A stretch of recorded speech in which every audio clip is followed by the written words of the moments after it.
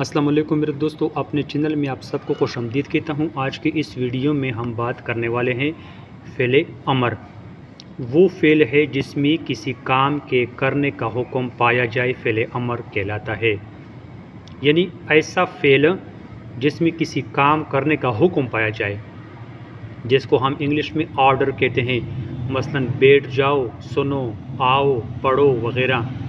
بنانے کا طریقہ اس طرح ہوگا، مصدر کی علامت نہ ہٹانے سے فعل امر بن جاتا ہے۔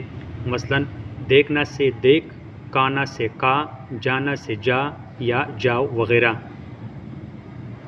گردن اس طرح ہوگا، اس میں دو چیزیں ہیں، غائب حاضر، متکلم اس میں نہیں ہے۔